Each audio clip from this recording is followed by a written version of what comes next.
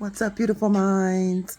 Y'all, I took a nap and I'm feeling kind of refreshed at 10:30 at night.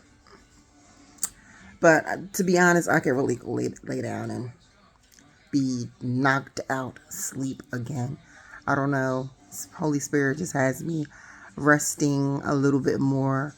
But I wanted to get on because I just saw a video, and it's so funny that every time I am in conversation with Holy Spirit, I can be almost any topic this Bible related.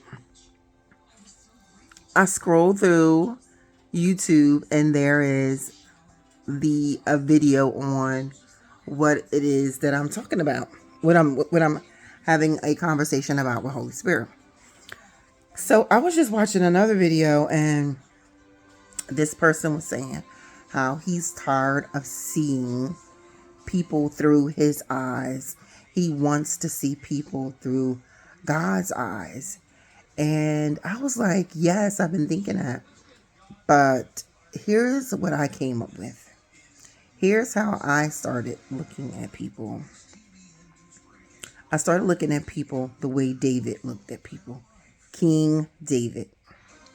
Yes. And here's how King David looked at Saul. Right? Saul was after him all day, every day. Wanted to kill David for whatever reason. Jealousy. We know it was jealousy, envy. He just could not stand David. He loved to hate David. But David had every opportunity to attack Saul, to take Saul out. He had every opportunity. But he did not. He did not. Because he looked at I believe King David looked at Saul as one of God's anointed. So I was like, that is amazing. So even though Saul wanted to take him out, he still looked at Saul as God's anointed. And he was not prepared to go against any of God's anointed people.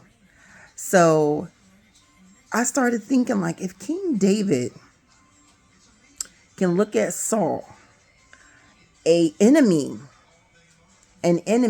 as one of God's anointed, then perhaps I will start looking at all people like that.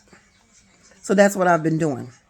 If I think about a person in a negative way, if I start, because, I'm human. If I get like, a little,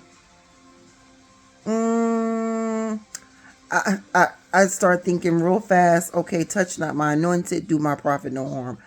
I look at everybody as one of God's anointed.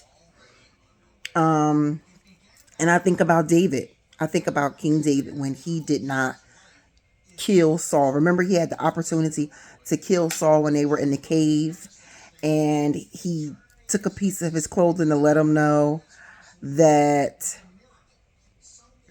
I could have killed you, but I didn't.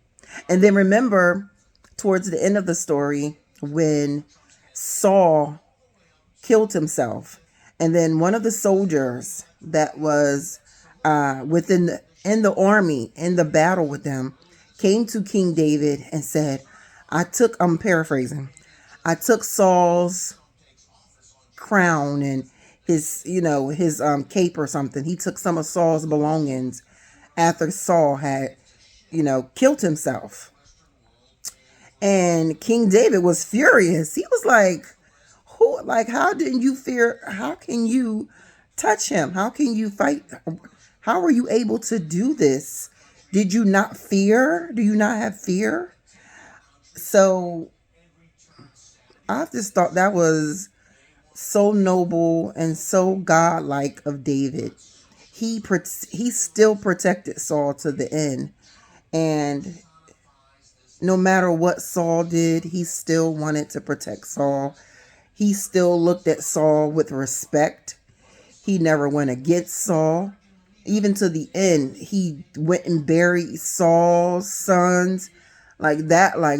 I'm not even gonna lie. That part of the Bible really had me in tears. I was like, that's just a noble man, King David.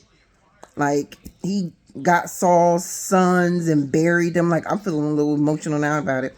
To be that noble, to have that much respect for God, and that's what it was. That was showing God the utmost respect. That's what King David did.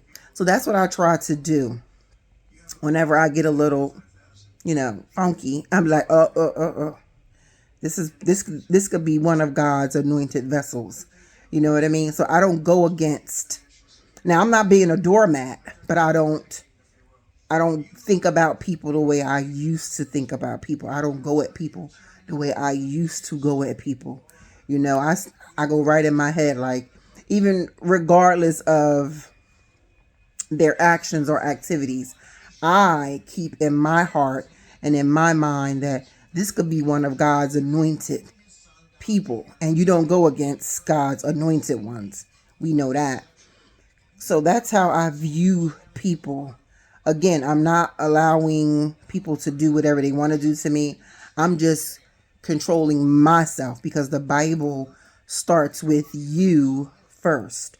So before I get all funky, with an attitude, I always think first, touch not my anointed, do my prophet no harm, because you just don't know how God is going to use that person. So either you're going to be kind, or you're just going to step back. Like, how King David did. He could have fought Saul. He could have battled Saul. He could have killed Saul. But instead, he pulled back. He pulled back every time. Right? So that's the type of, I love that. That's the type of respect that he had for God.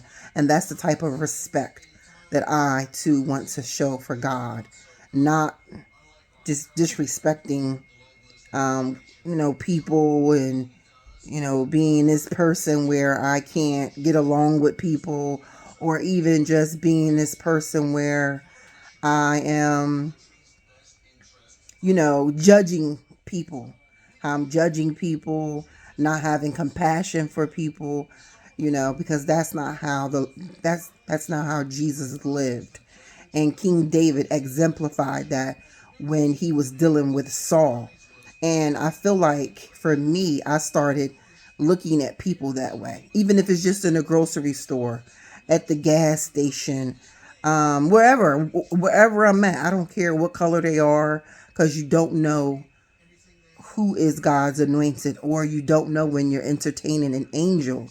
So either you're going to be kind and compassionate and respectful of people, regardless of who they are, even if there's a Saul in your life. We all got a Saul, right? That's just don't like us. I'm still learning to look at that person as, you know, God's anointed.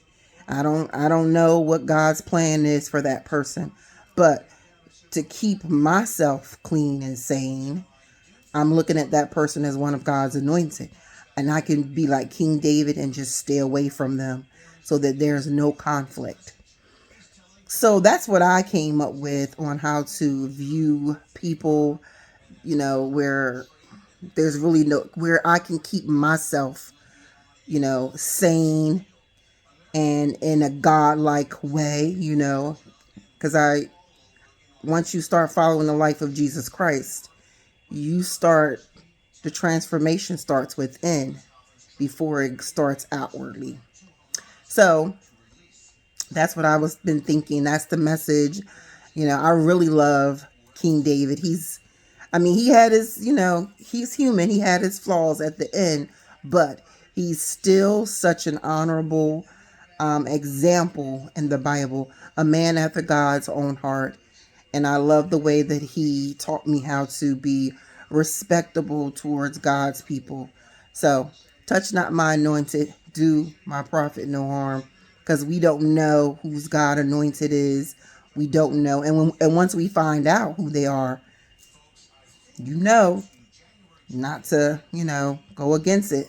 But in case you don't, I think King David showed that in the way he treated Saul, the way he didn't go against Saul. And I thought that that was just so beautiful. So that's the message. I hope it makes sense. Thanks for watching my video, and I'll see you in the next one.